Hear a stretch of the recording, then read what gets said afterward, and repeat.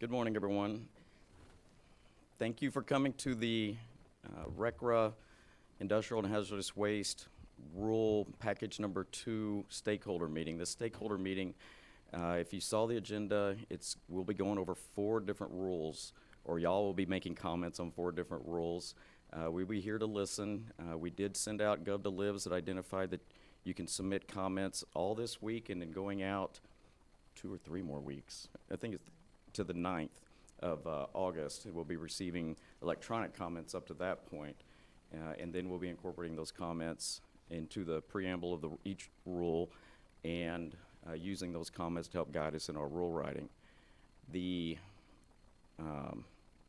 agenda for this meeting is set up so that each rule will have its own hour and a half for people to talk. We have to stay on that schedule in case people are coming in specific to a rule. So if we finish early, we'll just have an extended break until that next rule starts. And we may have an example of that with this first rule. Right now we have 1 person signed up to speak. So Sam with the Kim Council, you'll have a little bit longer than 5 minutes to talk if you'd like. And I did tell some people early on when we were starting that if we didn't have enough people to sign up, that I would sign you up to speak about the rule. So we'll start on this side of the room, and these people will have to start talking about the rule for the next 45 minutes or so to try to fill in the time, if you're prepared. And if not, I'm going to sign you up anyway. At the beginning of each rule time slot, I'll give a little bit of a kind of teeing up what the rule includes. At this time, we are telling people or suggesting to people to refer to the federal EPA web pages for each specific rule, including this rule summary along with the frequently asked questions for each rule. That's what we're referring to at this time. And before we get started, I would like to introduce a few people. Earl Lott is here. He's our director of the Waste Permits Division. His assistant, Charlie Fritz, is here. We have a couple of people from our section here. Both our team leaders are here. Sarah Schreier and Will Wyman are here. And then we have some staff members here as well. I think some of our attorneys are here. I see Diane back there. I don't know if there's another one with Diane or not. Diane Goss is one of our attorneys that is helping us with all these rules. The other person I'd like to introduce and has an incredibly important role for this is the person sitting to my right. This is Dorita Sepulveda. She is our rule coordinator for all the rule packages. She's the point of contact that you see on the web pages. She's also the point of contact that's identified in the Gov2Livs, as well as various presentations that we've done up to this point, including including the presentations we did at the trade fair. Then we spoke at the Texas Chemical Council's Environmental Health and Safety Seminar in Galveston about this, and we mentioned it there. We also spoke directly to the Texas Chemical Council about the upcoming rule packages. Can't remember if we've spoken to others or not, but each time we've identified what the package was going to include. Again, this is rule package 2. There's some confusion, or that there's some, I don't know if it's just some that just needs to be explained better, I guess. We have 2 rule packages going forward. There's a rule package 1, and then there's a rule package 2. This stakeholder meeting's for rule package 2. We'll be writing both rule packages, or writing the rules for both rule packages concurrently, and so that when we finish rule package 1, we can immediately start up with rule package 2. And that's why we're holding the stakeholder meeting this early in the process. If you're coming in late, the sign-in sheets are up here on the front, or up here to my left at the front. If you'd like to speak, there appears to be a couple of spots left open for people to speak, and we'd be happy to hear from you. Obviously, you can still submit your comments electronically, like I mentioned earlier, starting this week and going on for the next 3 weeks, I believe. All right, having said that, I'll go ahead and tee up the first rule. The first rule we're going to talk about today is the Hazardous Waste Generator Rule Improvements. This reorganized existing hazardous waste generator regulatory program into new sections in 40 CFR Part 262 Subpart A. The preamble provides guidance and recommended best management practices. It also allowed flexibilities for, and this is a new change, The very small quantity generators will be doing away with C-squigs, conditional exempt, and that will be now called very small quantities. So we have V-squigs coming at us.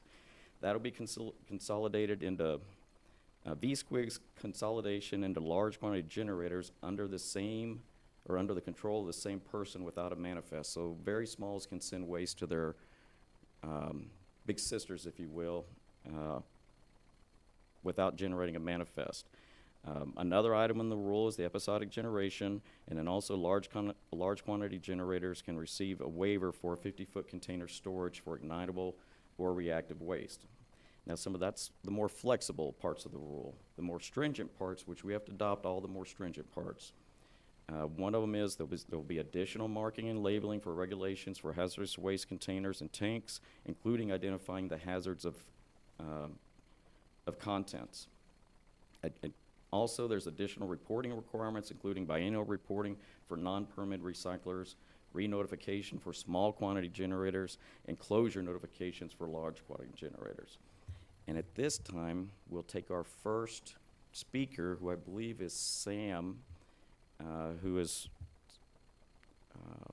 Sam Gamage, who's with the Texas Chemical Council. Sam, come on down.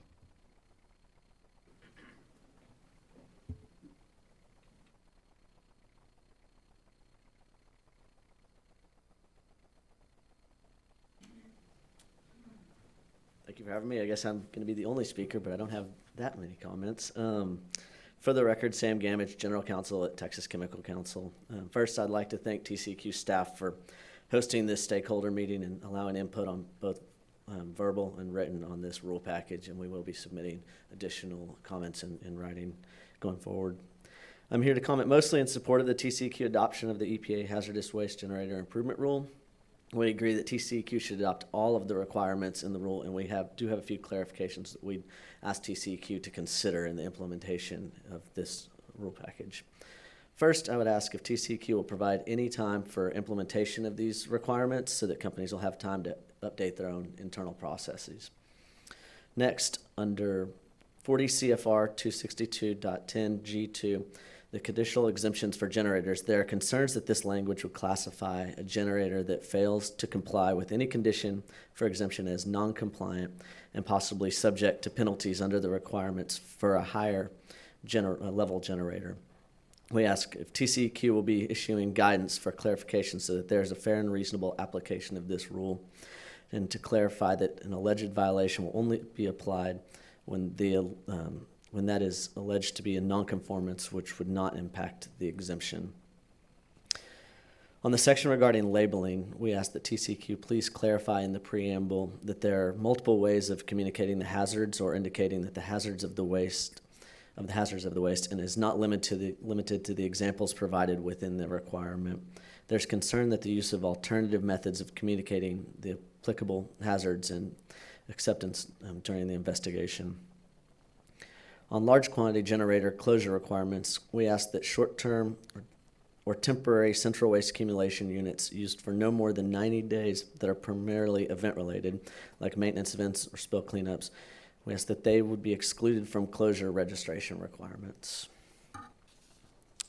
On small quantity generator re-notification requirements, in order to avoid some duplicative requirements, is there any way that we can incorporate this new requirement into certain TCEQ existing work processes like the notice of registration? On the preparedness, prevention, and contingency plan, we support similar types of exemptions as to what Louisiana is planning on proposing. In the case of satellite accumulation areas that are designed for managing small quantities of waste at multiple locations throughout the facility, identification of general waste generation locations is acceptable. For short-term or temporary central waste accumulation units used for no more than 90 days, unless an exemption is granted, that are primarily event-related, like maintenance events, spill cleanups, they need not be identified in the quick reference guide or in the contingency plan. Additionally, on the communications with local emergency responders for the quick reference guide, currently many of the local responders are already requesting that this delivery be done electronically, and we're asking that within the rule that be allowed or clarified that that can be done electronically. And as for this rule, that is all I have. So hopefully have a lot of space after this. So, thank Thanks, you. Sam. Since we do have a little bit more time here, I will introduce some additional people just to see if y'all have, I don't know, recognize some faces from our section. Kara Denny is in the back right corner. Raise your hand. Kara has come to us. She's now one of my direct reports. She's going to be our point of contact for the coal combustion residuals program, as well as lots of the other programmatic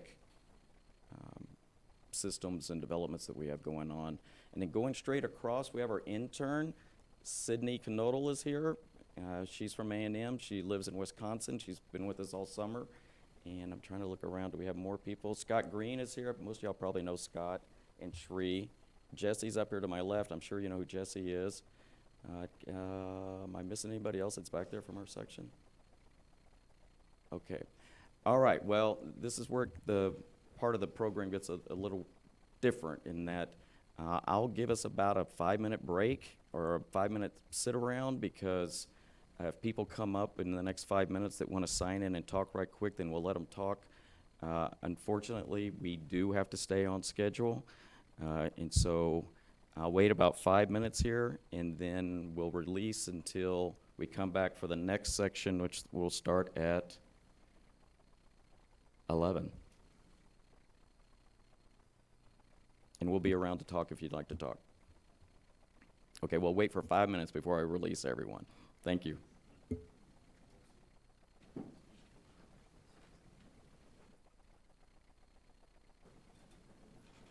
I'll state one more thing. I'm sorry, I should have said this in the beginning. The minutes from this meeting will be included and submitted back out through our Gov2Live system and put on the web page. So every comment received during the meeting, as well as the electronic comments that we get, will be submitted and accessible through our Gov2Live. So please sign up for the Gov2Live. That way you'll know when we're putting those on the web page. And it is on your handout. It's on the third page for how you can sign up for that. The other thing that we will also do, this meeting is being web broadcast. It's live right now. We are recording it. It will be edited down to remove the space between each rule down to just the true material where people were speaking, and then it too will be put back out on our webpage for people to review in about a week or so. And we'll notify you of that through the Gov2Live as well. So people that were not able to be here, or if you're wanting to watch this again, it will be made available through our webpage.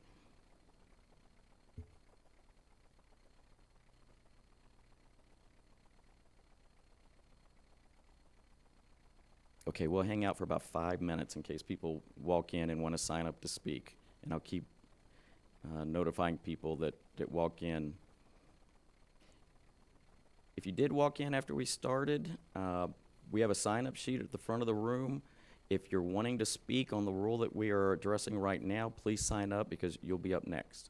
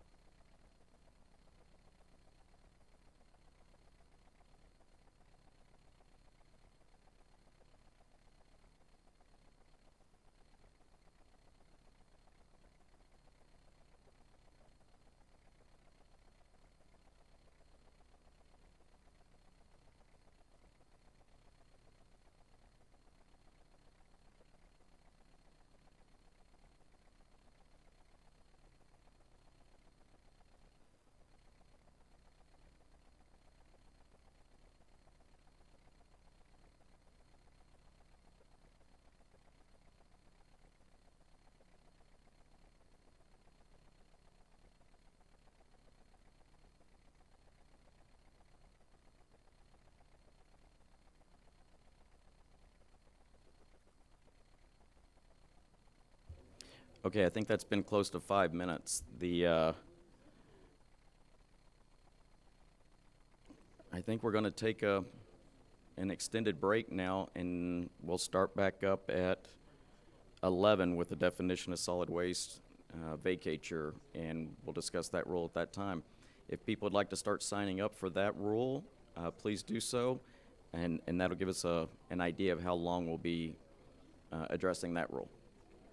Okay, we'll see y'all back at 11. Thank you.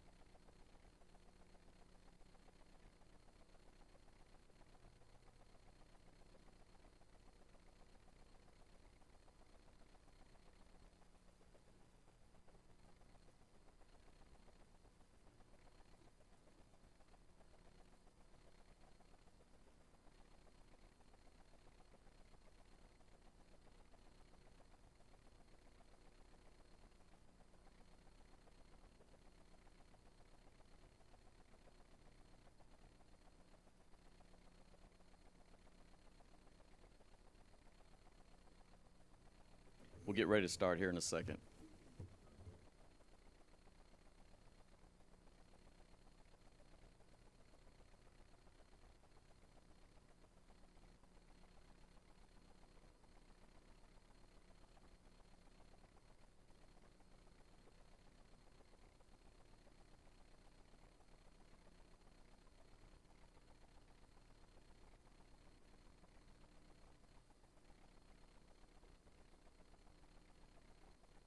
Okay, I think we're close to 11 o'clock for the starting period for our second rule today, the definition of solid waste vacatur. Thank you for hanging out, those of you who stuck around for the extended break. There were some questions, or I talked to some people asking why our meeting was set up this way, and I wanted to do a better job of explaining that. We did have some people ask us to designate the time slots for the different rules, because they were wanting to show up just for one rule. And so at that request, we set up the meeting like this. Now, it obviously could have been set up a different way. But we will continue to stay on this schedule for the rest of the day. So we may have an extended long break based on the fact that we have 2 people signed up for this DSW rule. Okay, so we'll get started with the DSW rule. The DSW rule is revisions to the definition of solid waste response to vacatur of certain provisions of the definition of solid waste rule. It revises several recycling-related provisions associated with the definition of solid waste. It reinstated the 2008 version of the 4th factor of the definition of legitimate recycling. It reinstated the 2008 transfer-based exclusion requiring generators to make a reasonable effort environmental audit of an unpermitted recycling facility before sending hazardous secondary materials to that facility.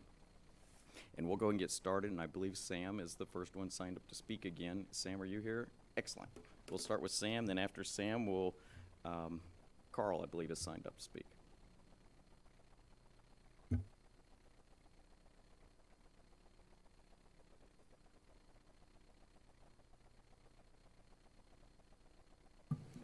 For the record, Sam Gamage, General Counsel of the Texas Chemical Council. For this section of the rule package, I only have a couple of brief comments. First, we ask that TCEQ please add a statement in the preamble to clarify the following. On July 2nd, 2019, the D.C. Circuit Court upheld the EPA exclusion, finding that the generator's transfer of hazardous secondary materials to a third-party reclaimer, even when the generator pays the third party for the transfer, does not necessarily involve the, quote, discard of those materials.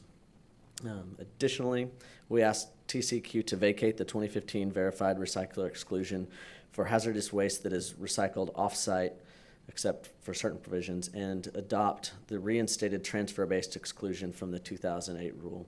In addition, we ask TCEQ to remove factor 4 of the 2015 definition of legitimate recycling in its entirety and reinstate the 2008 version of Factor 4 as outlined in EPA's response to vacator of certain provisions of the definition of solid waste rule published May 30th, 2018. And that's all my comments. Thank you.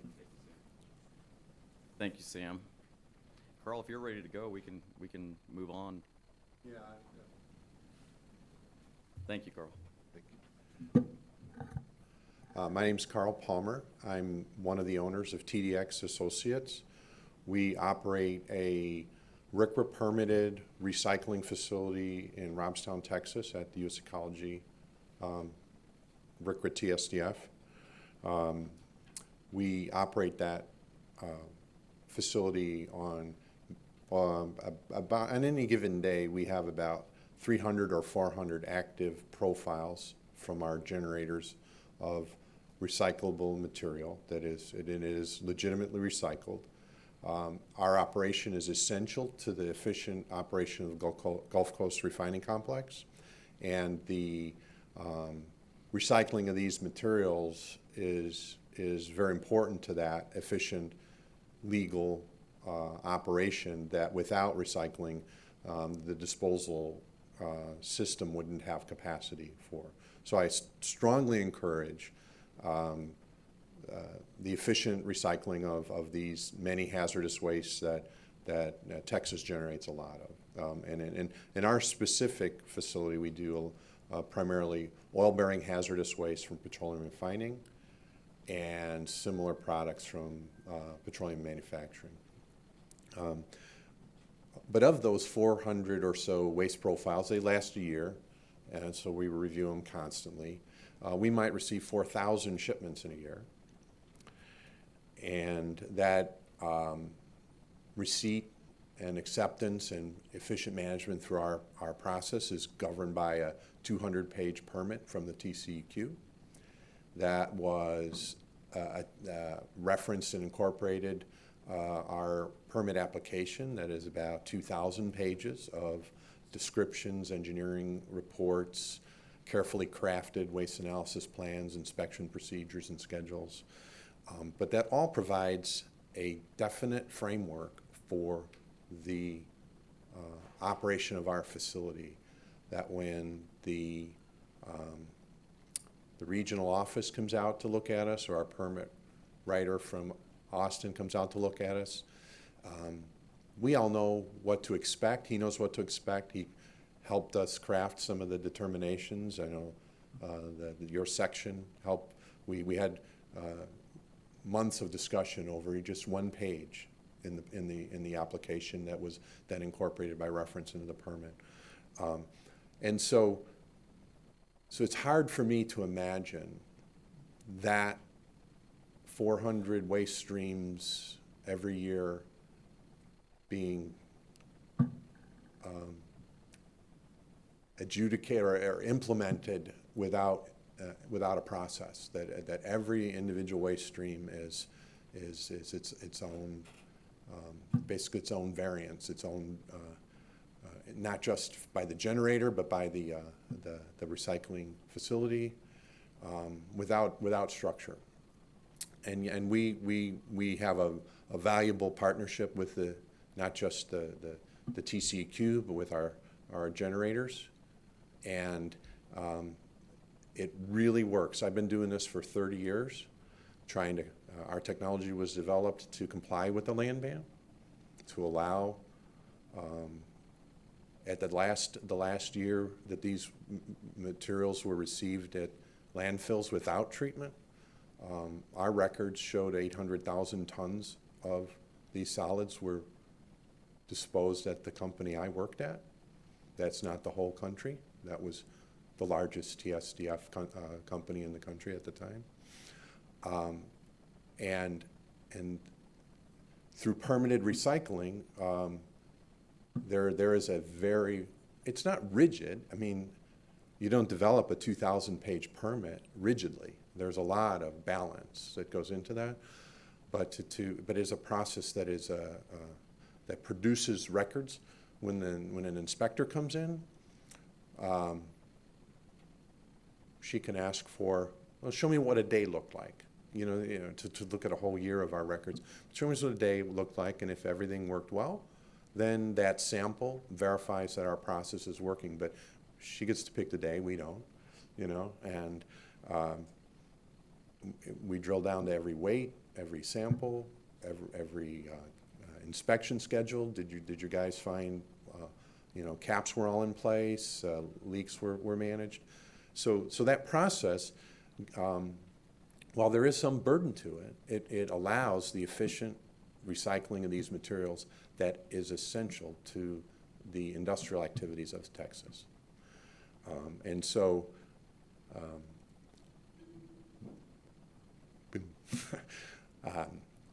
while we do encourage the recycling, I think that the compromises that were struck in the 2015 rule for the verified recycling exclusion provided a lot of balance to encourage recycling, expand it, but yet provide a structure where we have a partnership with TCEQ.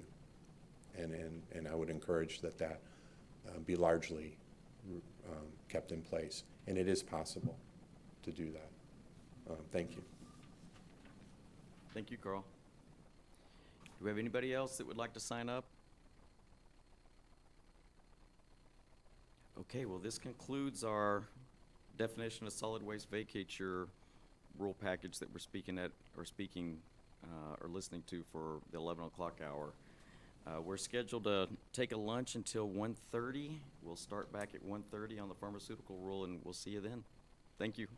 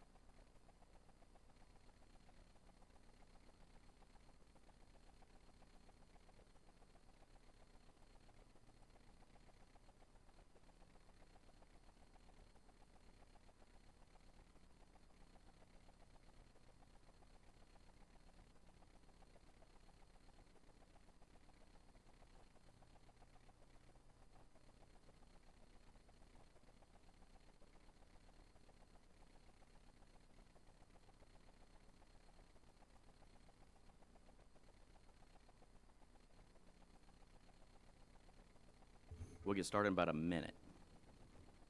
Just to let everybody settle down a little bit.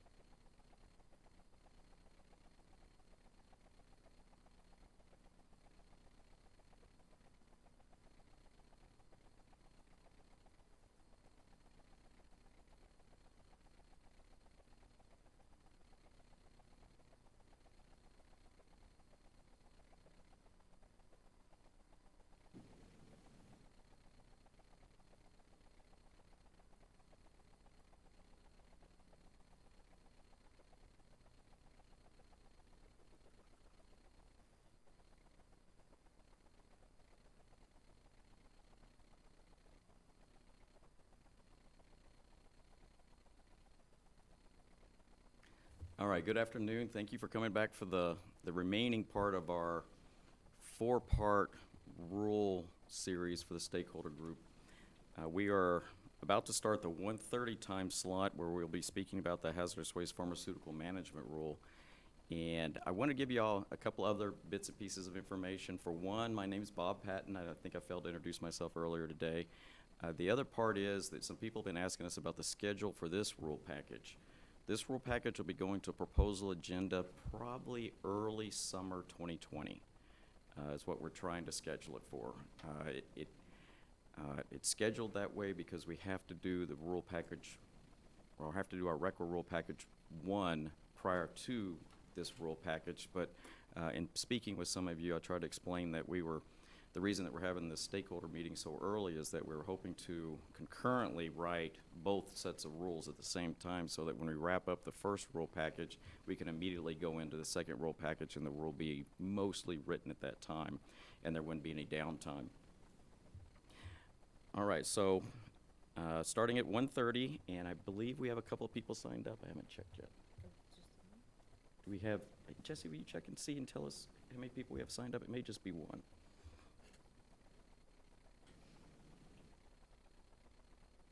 For the farmer rule? Looks like just one. Is it Laura? Is it Laura? Okay, thank you. I'll let you look at it yourself. I forgot to grab it. It's which, but it's gotta be one or the other. The list is so long, it's hard for me to keep track of it. All right. Solid waste should be Laura Whiting. Okay. Okay, I'm good. Thanks. Thank you. All right, so we have one person signed up, and I'll introduce the rule here with a few bullets. The management standards for hazardous waste pharmaceuticals and amendment to the P75 listing for nicotine. Industry-specific regulations, the rule includes industry-specific regulations. New 40 CFR Part 266 Subpart P defines healthcare facilities and reverse distributors.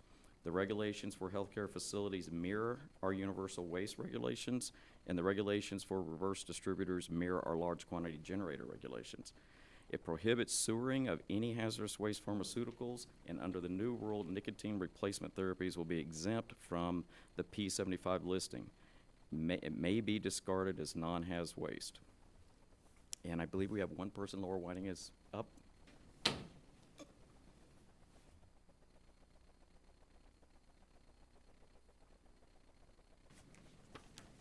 Get this. Sorry. Good afternoon.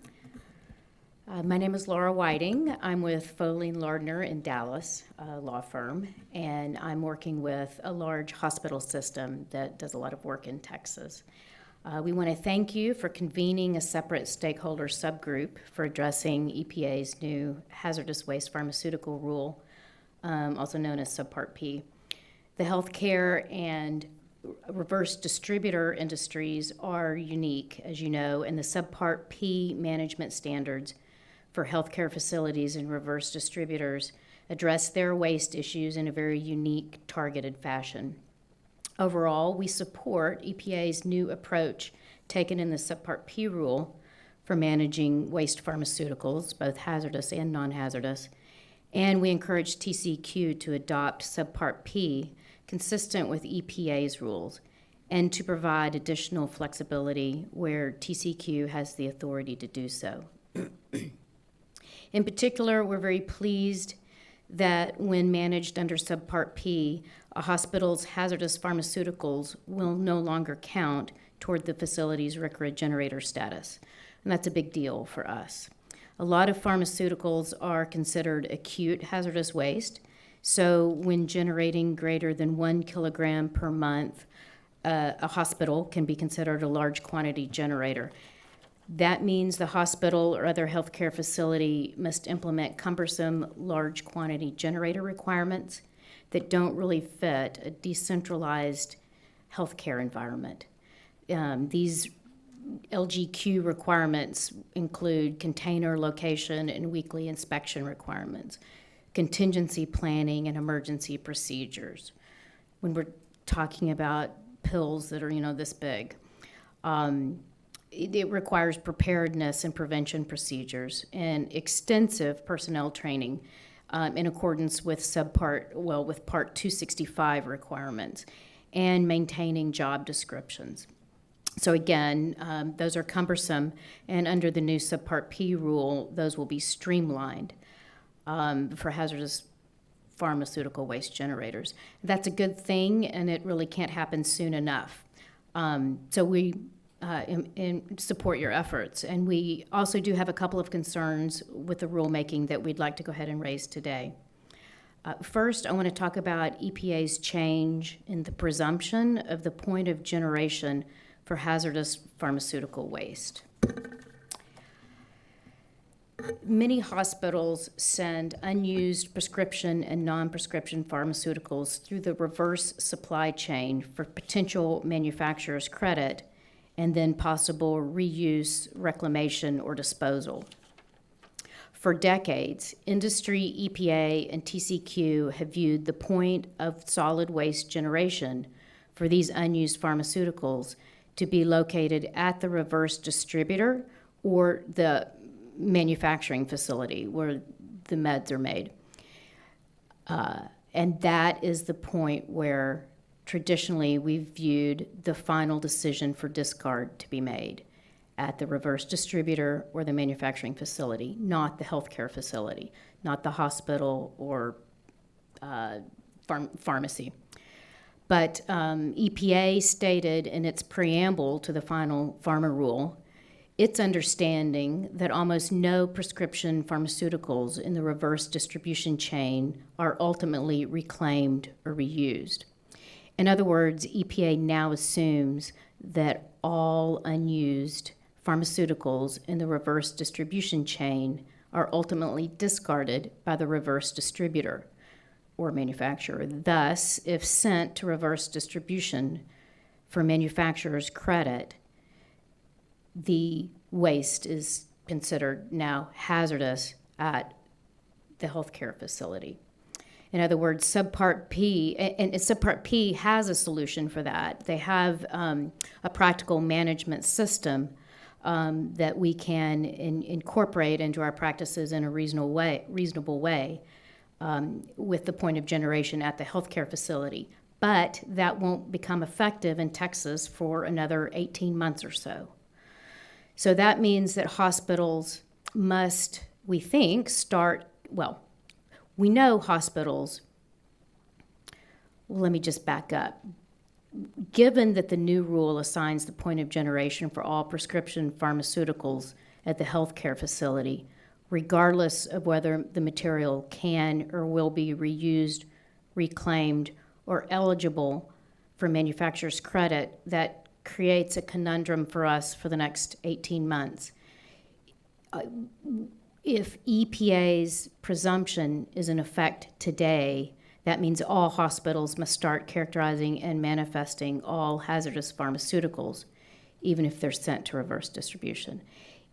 If the presumption takes effect on April 1st, hospitals will arguably need to start shipping potentially creditable material, if hazardous, under manifest with applicable waste codes and count this material as hazardous waste for generator category purposes. This change could cause small hospitals to become more strictly regulated as large quantity generators in this interim phase under Part 262 of EPA's rules and TCQ's equivalents. Of course, this is not what EPA intended. Under Subpart P, hospitals are entitled to manage hazardous pharmaceuticals under the streamlined Subpart P rule, rather than the more onerous suite of requirements for generators under EPA's Part 262 and TCQ's equivalent. So, to sum it up, we are asking for interim guidance from TCQ.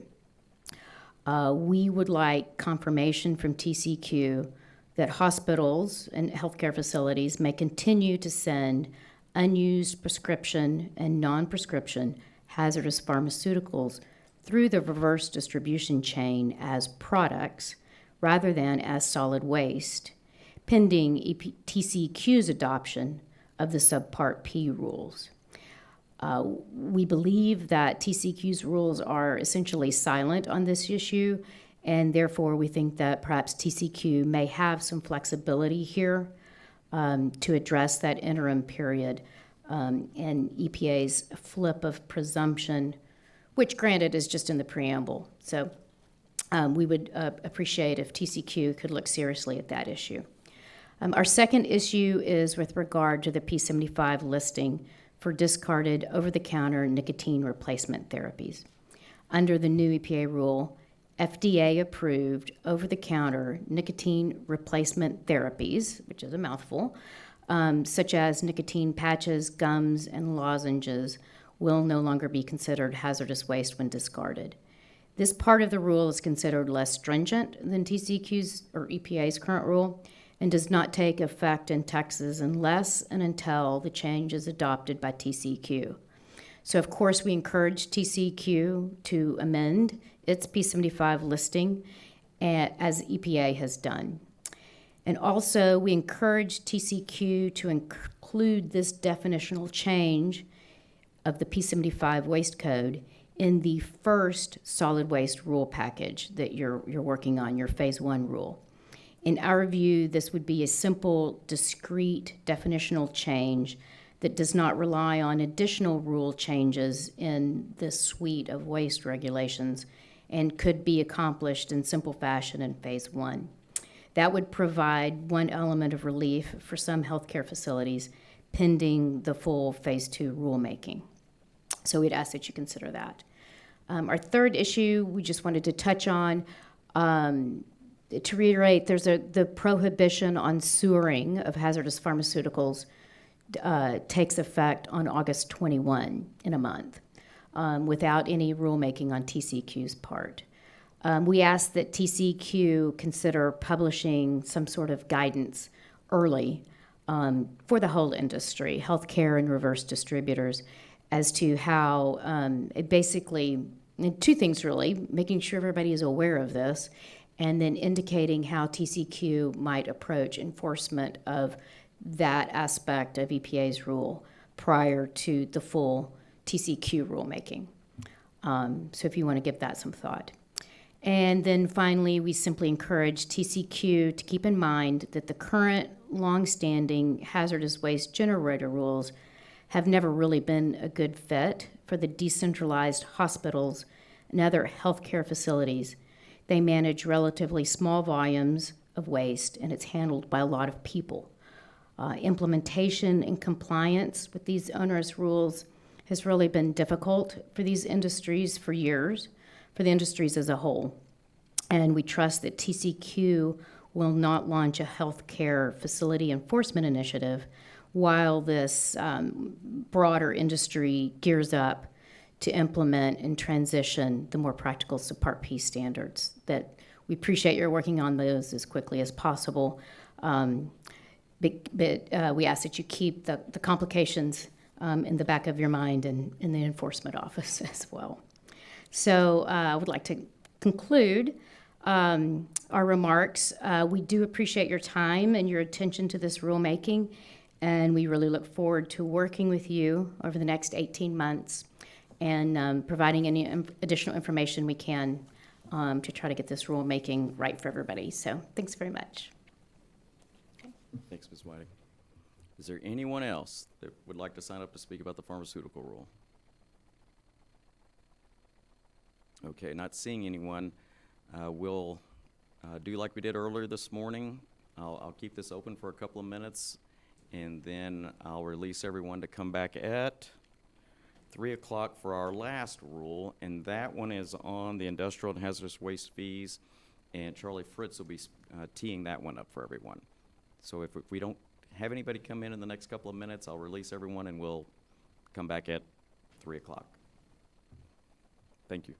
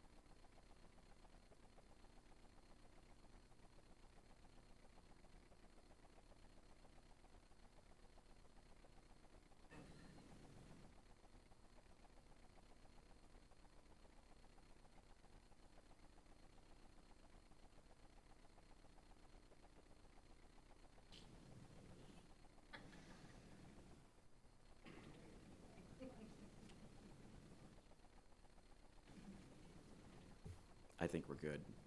I don't think anybody else is going to be coming in. We'll pick back up at 3 o'clock. Thank you.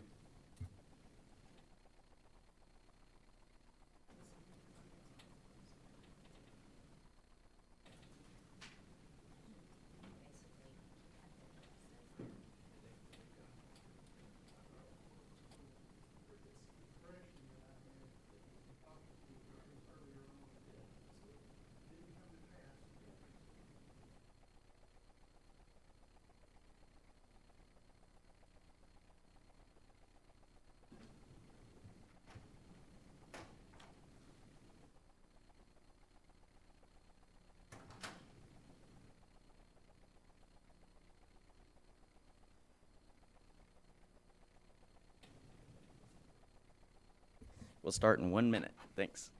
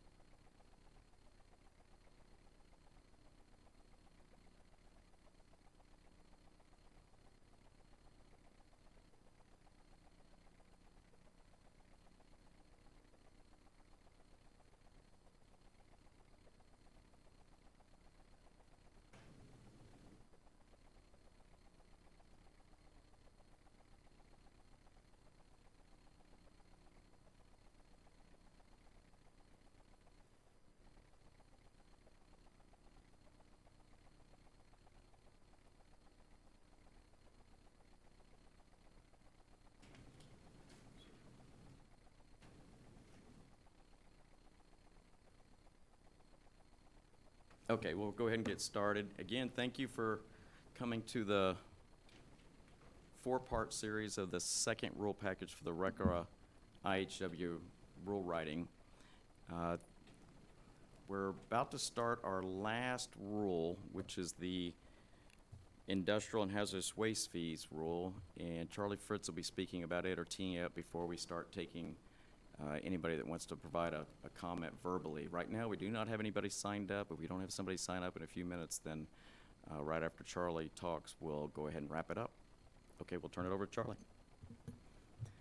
Good afternoon. I am Charlie Fritz. I'm the Special Assistant in the Waste Permits Division, and I'll just be kind of giving a brief, high-level walkthrough of what the fee increase is, what we are proposing to do. So we are proposing to increase the fees for the generation and the management fees. So that's the industrial and hazardous waste management fee and the hazardous and non-hazardous generation fees. We are not proposing any changes to the facility fee nor the application fees. Both of these fees, actually the fees were last revised in 1995 and 2003 for the hazardous waste management fee, and 1997 and 1999 for the generation fees. The current caps in statute for the management fee is $16 million collected, which means the agency can collect no more than $16 million in any fiscal year. And then for the generation fee, the cap is $50,000 for the hazardous waste generation and $10,000 for the non-hazardous generation. Those are in statute, and currently only about 2% of the facilities, the generators, are hitting the actual maximums. So currently, our revenue is about $11 million, approximately $11 million for the management fee, and $3.6 million for the generation fee. So what we are proposing, will be proposing, is a percentage increase to each of those schedules on both the management fee and the generation fee, a schedule increase of a percentage increase for all of the fees and all of the disposition unit for the management fee and the generation fee. So we're increasing those schedules a percentage. The other change we are proposing is adding language that says up to this amount. So what you'll see, what we are proposing is a larger increase and adding language that gives us the flexibility to change the fees per year. And what we would propose over 3 to 5 years is increase these fees on a yearly basis up to those limits set in rule. A couple of water quality fees do this, where they change the fees year by year based on the amounts generated, the amounts of revenue. And this is something similar, especially with that $16 million cap for the management fee. This allows us flexibility to stay close to that $16 million cap without going over. So in years that we are getting large amounts of waste disposal, we will be lowering the fees, sticking close to that $16 million cap. That's the proposal, and Bob, I'll turn it back over. Thank you. So right now, we don't have anybody signed up. I'll do like I did on the previous rules. I'll wait about a minute to make sure that we don't have anybody that wants to rush up and sign up, and then if not, I will wrap it up and we'll complete the stakeholder meeting. So we'll wait about a minute, and then I'll close it up.